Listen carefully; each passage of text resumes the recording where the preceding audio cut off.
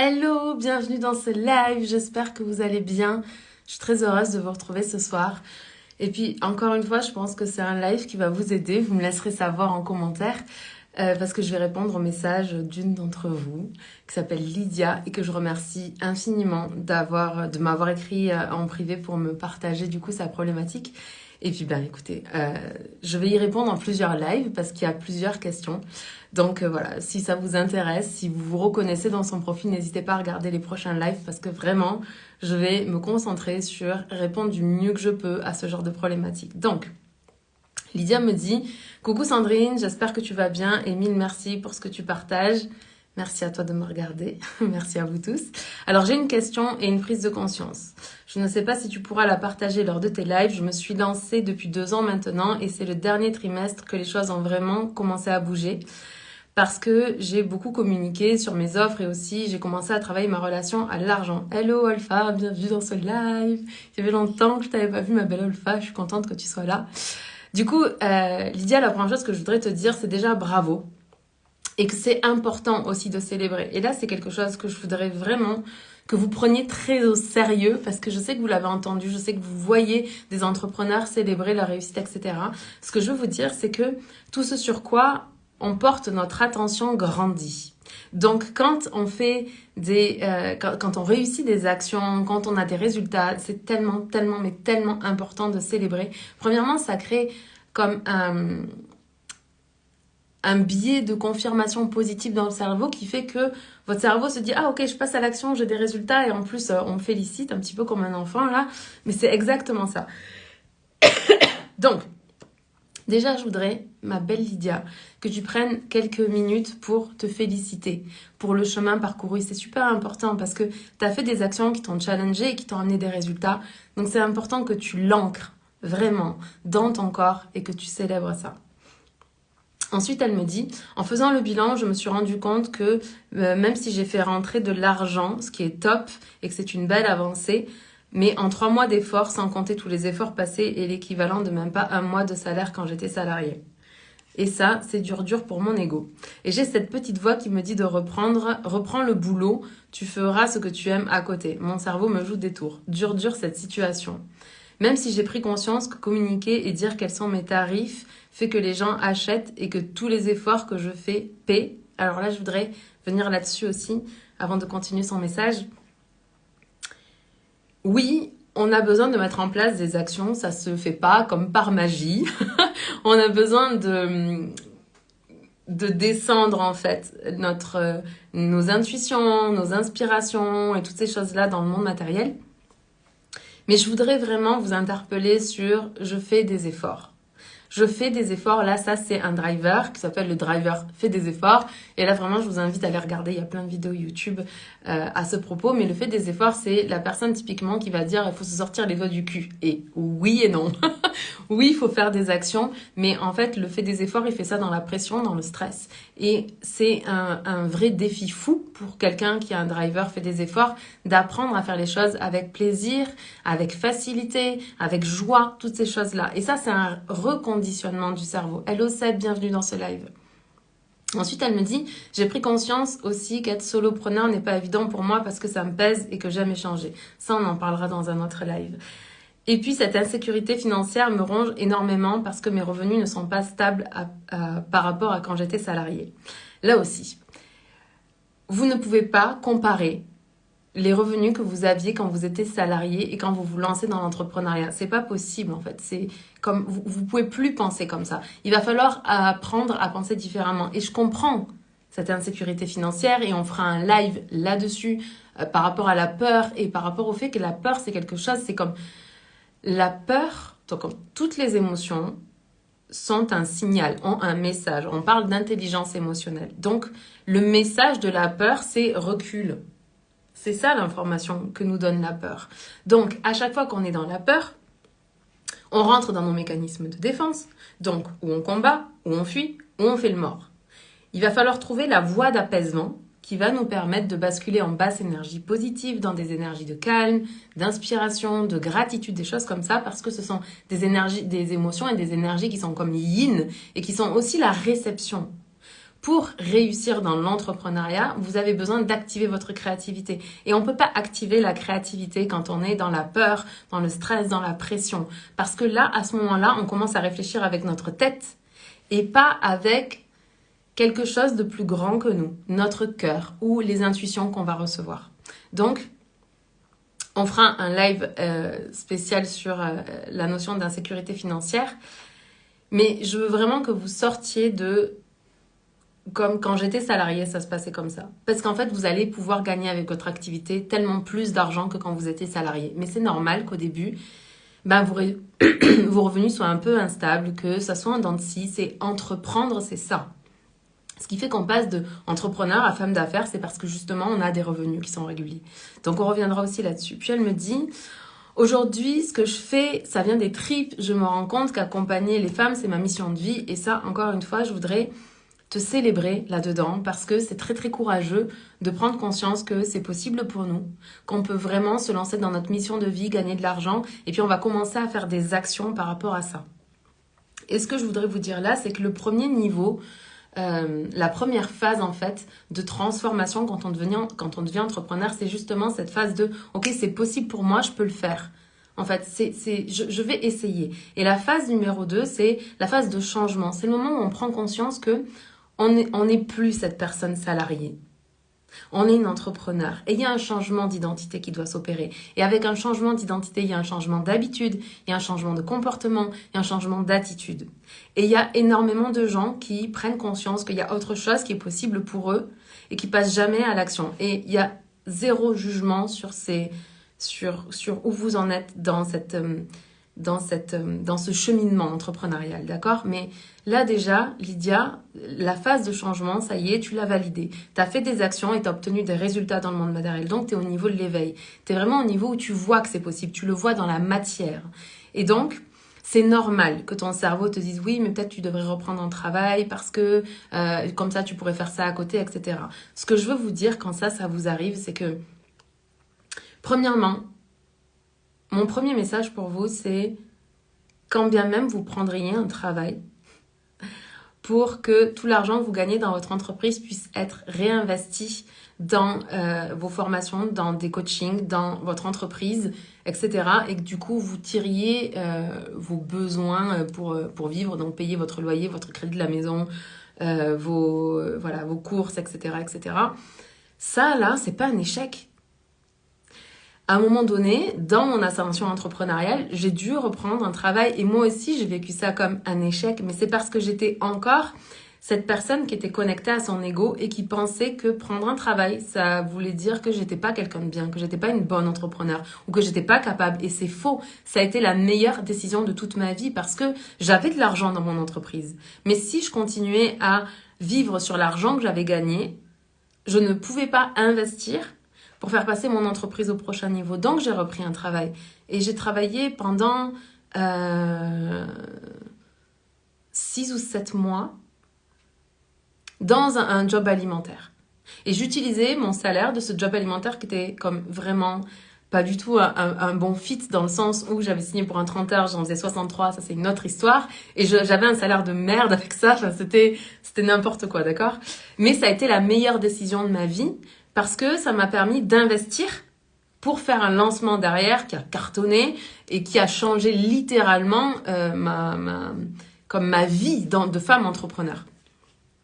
Donc ça, c'était important aussi que je vous dise ça. Et ensuite, le moment où c'est le bon moment de reprendre un travail, c'est le moment où vous avez vraiment besoin financièrement d'avoir un revenu stable tous les mois. Donc ma question pour toi, Lydia, c'est aujourd'hui, est-ce que tu en as besoin ou est-ce que ça serait plus confortable? Parce que c'est pas la même chose. Si tu en as besoin, alors prendre un travail pendant quelques mois, c'est comme, ça veut pas dire que t'es pas une vraie entrepreneur, ça veut pas dire que tu vas pas réussir, c'est juste que tu prends des décisions qui sont de ta plus grande version, de ta version de femme d'affaires qui comprend qu'elle a besoin d'avoir un revenu à côté, le temps de pouvoir investir pour que sa société génère les revenus qu'elle a besoin. Maintenant, si tu n'en as pas besoin et que c'est comme inconfortable parce qu'il faut faire attention mais que c'est possible, alors je crois sincèrement que tu devrais comme te focaliser sur te sentir bien pour faire des actions qui vont permettre à ton entreprise d'aller vers l'expansion. Et je reviendrai là, spécifiquement sur ça dans un live. Je continue de dérouler. J'avance dans mon business et je vois que j'ai un impact, mais rentabiliser tout ça n'est pas évident. J'ai l'intention de créer des formations en ligne aussi parce que je ne vends pas assez cher mes offres type atelier ou mastermind. Et puis aussi parce que je veux récupérer du temps et diminuer mon niveau de stress parce que je stresse intérieurement au point de me rendre malade. Et ça, typiquement, je pense que c'est la première chose sur laquelle tu devrais travailler. Donc voici ma question. Comment faire pour être plus sereine dans son business et assurer un minimum de rentrée d'argent et m'y atteler parce que j'ai tellement d'idées? Ok, donc je vais répondre à cette question et puis on reviendra sur tous les autres points que j'ai évoqués. Puis elle continue son message, donc je reviendrai sur chacun des points qu'elle évoque parce que je trouve que ce qu'elle partage va être extrêmement puissant pour vous. Comment être plus sereine dans son business? Je crois que la première chose qu'on devrait faire, c'est comprendre que quand on ressent du stress, je m'appuie sur ce qu'on appelle le modèle d'Hudson, ok? Pour ceux qui ne connaissent pas, rapidement, il y a 4 phases dans le modèle d'Hudson. Il est représenté par de la haute énergie ou de la basse énergie, positive ou négative, ok? Soit vous êtes en basse énergie négative, on appelle ça le marasme, c'est comme un peu l'hiver. Soit vous êtes en basse énergie positive, on appelle ça la renaissance, et c'est un peu comme le printemps. Soit vous êtes en haute énergie positive, on appelle ça la phase de lancement, c'est un peu comme l'été. Et puis, enfin, on a la phase de déclin, donc c'est la phase numéro 2 dans le modèle d'Hudson, qui est la haute énergie négative. Quand on stresse, on est en haute énergie négative. Et ça, c'est normal et c'est pas grave. En tant qu'entrepreneur, là, sérieusement, je ne connais pas un seul entrepreneur qui débute et qui ne vit pas du stress, de la pression et de la haute énergie négative. Ce qu'on doit apprendre à faire en tant qu'entrepreneur, c'est se ramener, quand on ressent de la haute énergie négative, se ramener dans des stratégies de ressourcement en basse énergie positive. Ce que je veux vous transmettre en priorité, c'est que bien que vous voyez des entrepreneurs toujours « Waouh, trop bien, nanana, nanana », ça, c'est pas leur réalité de toute la journée. En réalité, les entrepreneurs qui réussissent passent beaucoup plus de temps en basse énergie positive que en haute énergie positive. Bien sûr qu'ils font des va-et-vient, d'accord? Parce que l'un c'est le yin, l'autre c'est le yang. Et l'idée c'est de trouver l'équilibre qui est bon pour vous entre ces deux types d'énergie. Mais dès lors que vous basculez en haute énergie négative, la première chose à faire là, c'est d'aller vous ressourcer, c'est d'aller réguler votre système nerveux pour vous permettre d'être en basse énergie positive, parce que cette basse énergie positive, c'est aussi l'état yin, donc c'est l'état de réceptivité, réception d'argent, réception d'idées, réception d'intuition, réception de créativité. Et c'est là que vous allez avoir tout votre terreau pour passer votre entreprise au niveau supérieur. Donc, ce que j'ai envie de vous dire là, c'est qu'on a tous une to-do list, mais est-ce que vous avez une do-do list ? Une liste des choses qui vous font du bien, une liste des choses qui vous ressourcent. C'est une des premières choses que je fais faire aux personnes que j'accompagne, que ce soit dans mes programmes ou en coaching. C'est hyper important d'apprendre à avoir des stratégies de ressourcement parce que notre cerveau, ce qui se passe, c'est que s'il reste trop longtemps en haute énergie négative, il va s'épuiser et du coup, il va nous basculer en basse énergie négative. En fait, il va nous basculer en basse énergie et en pilotage automatique en basse énergie négative, ok ? Parce qu'il a besoin d'aller recréer des neurotransmetteurs pour nous permettre de repasser à l'action. Donc, si on est capable, dès lors qu'on ressent du stress, de la pression, de se basculer soi-même en basse énergie positive, pour pouvoir agir en basse énergie positive, vous allez voir que vous allez remonter toute seule en faisant des actions. Donc, comment être plus sereine dans son business ?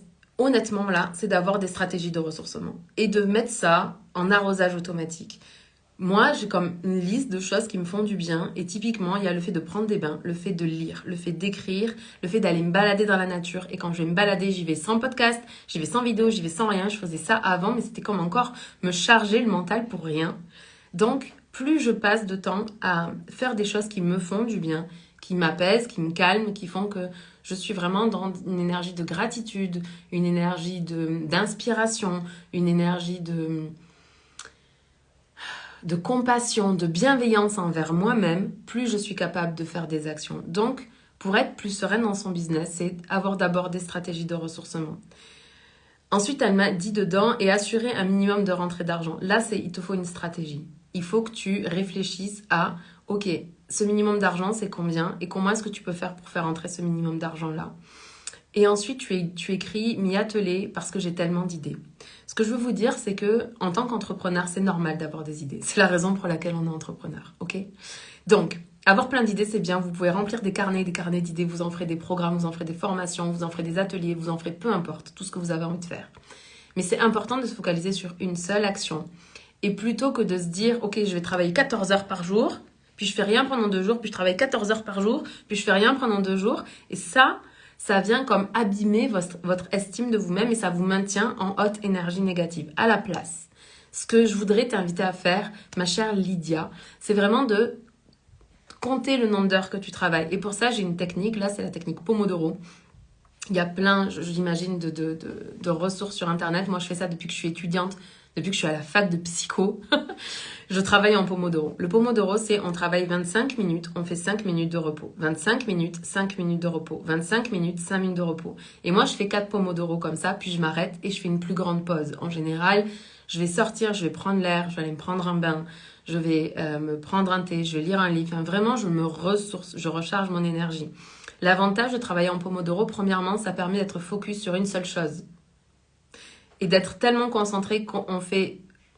Pour 25 minutes qu'on travaille, là, on fait plus d'1 heure de travail si on se focalisait pas comme ça. C'est-à-dire se focaliser, je coupe mes emails, je coupe mes SMS, là, mon téléphone est en silencieux, mon ordi, il y a tout qui est éteint et je suis focalisée sur faire la seule et unique action sur laquelle je dois me concentrer. Et je fais abstraction de tout le reste. Puis pendant mes 5 minutes de pause, là, je vais pas sur mes réseaux sociaux. Je me lève, je vais me chercher un thé, je vais aux toilettes, je regarde par la fenêtre, je me détends, je fais des respirations pour me redescendre en basse énergie positive et puis je reprends un Pomodoro. Ça me permet d'être focalisée et en même temps de rester dans une basse énergie positive pour faire mes actions. Ensuite, ça me permet aussi de compter le nombre de Pomodoro que j'ai travaillé par jour et de lisser ces Pomodoro sur une journée. Et vous allez vous rendre compte que la réalité, c'est que vous n'avez pas besoin de travailler 14 heures par jour. Vous pouvez travailler 2 heures par jour en Pomodoro et ça aura 1000 fois plus d'impact. Mais vous allez libérer du temps pour vos stratégies de ressourcement, libérer du temps pour votre famille, libérer du temps pour vos enfants, libérer du temps pour votre conjoint, libérer du temps pour les choses qui sont importantes pour vous. Plus vous allez faire ces choses-là, hello, bienvenue dans ce live, plus vous allez faire ces choses-là, plus ça va vous ressourcer, plus vous allez avoir une basse énergie positive et une haute énergie positive aussi pour passer à l'action dans les moments où il faut passer à l'action. Et tout ça, le fait d'avoir des stratégies de ressourcement va te rendre plus sereine. Le fait de regarder combien de temps réellement tu travailles et pas de temps que tu passes à regarder des vidéos sur YouTube, à écouter des podcasts, à faire toutes ces choses-là, je comprends que c'est important. Et je vous l'ai déjà dit, moi je divise mon temps en 3 temps. Il y a un temps, hello Mylène, bienvenue dans ce live. J'ai 3 temps dans mon emploi du temps. J'ai du temps où je passe à l'action en Pomodoro. J'ai du temps où je travaille sur moi, je m'auto-coach, je fais des formations, etc. Et j'ai du temps où je fais rien. Et c'est pendant ce temps où je fais rien que j'ai mes intuitions, mes inspirations, toute ma créativité qui émerge pour que je puisse passer à l'action ensuite. Depuis une basse énergie positive, en étant calme, en étant sereine.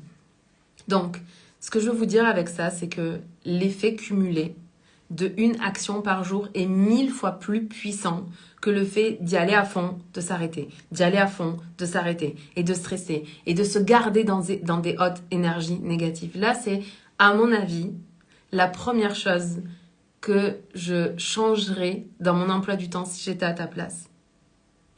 Et si vous êtes dans le cas de Lydia, excusez-moi parce que j'ai une Lydia et une Livia, donc des fois je confonds les prénoms. Si vous êtes dans son cas, si vous ressentez du stress au point de vous rendre malade, la première chose à faire là, c'est vraiment de réguler votre système nerveux, de vous ramener dans des basses énergies positives dans lesquelles vous vous sentez bien. C'est la chose la plus importante et c'est d'apprendre à agir depuis une énergie qui est douce et calme et sereine et qui vous permet de faire des actions qui sont puissantes dans le monde. J'ai tellement de choses à vous dire par rapport au message que j'ai reçu de la part de Lydia et je me réjouis de partager toutes ces choses avec vous. Donc, ce que je vous invite à faire, maintenant que je termine ce live, c'est de vous faire une to-do list et de placer au moins 3 choses par jour qui vous ramènent dans des basses énergies positives Et puis, la deuxième chose que je vous invite à faire, c'est vraiment de choisir une priorité, une seule chose. Parce que si vous avez plusieurs projets en même temps, le temps de transition d'un projet à un autre, là, c'est du temps qui est perdu parce que votre cerveau, à chaque fois qu'il transite, vous perdez à peu près 20% du temps de reconcentration sur un autre projet. Donc, Lydia, choisis un projet, ton offre signature, tu m'en as parlé dans la suite de ton email. Cette offre signature-là, tu te fais un plan d'action, tu te mets 1 à 3 actions par jour, pas plus. Et le reste du temps, tu te mets en basse énergie positive, tu mets en place des stratégies de ressourcement, tu profites de ta famille. Et tu vas voir que l'effet cumulé de 1 action par jour, 1 à 3 grands maximum, va avoir 1000 fois plus d'impact, mais tu vas faire ces actions depuis un endroit dans lequel tu te sens bien, tu te sens sereine. Et comme je sais qu'il y a cette culture du work hard, play hard, mais je crois tellement pas à ça. Je ne crois pas à ça, je ne crois plus à ça parce que ce mode de fonctionnement-là m'a emmené direct dans un burn-out alors que j'étais en train d'exercer ma vocation, ma mission de vie, mon dharma. Donc non, je crois pas à ça. Non, je crois, et encore plus en tant que femme, qu'on doit utiliser notre plein pouvoir féminin pour bâtir des entreprises qui sont durables, qui sont rentables, qui sont pérennes, qui sont prospères, mais depuis un endroit dans lequel on se fait du bien, on est en bienveillance et en compassion avec nous-mêmes, avant même de commencer à faire des actions pour développer notre entreprise. Le premier mouvement qu'on doit faire en tant qu'entrepreneur, c'est d'abord avec nous en tant qu'être humain. Puis, le deuxième mouvement, c'est avec notre entreprise. Puis, le troisième mouvement, c'est dans le monde. Mais c'est d'abord avec nous que ça commence. Merci pour les petits cœurs. J'ai plein de choses à vous partager, donc restez connectés parce que je pense que les prochains lives vont vous apporter énormément. En tout cas, c'est vraiment ce que je souhaite. Si vous avez des questions, laissez-les dans les commentaires ou venez me parler en privé sur Instagram. Ça sera un plaisir de répondre à vos problématiques. Je vous aime de tout mon cœur, de toute mon âme, de toutes mes forces. Je crois en vous. Vous êtes capables. J'ai juste zéro doute. Merci, merci, merci pour les petits cœurs. J'ai juste zéro doute sur votre capacité à réussir. Je sais que vous allez réussir, mais vous devez apprendre à prendre soin de vous pendant que vous passez à l'action. À demain. Bye.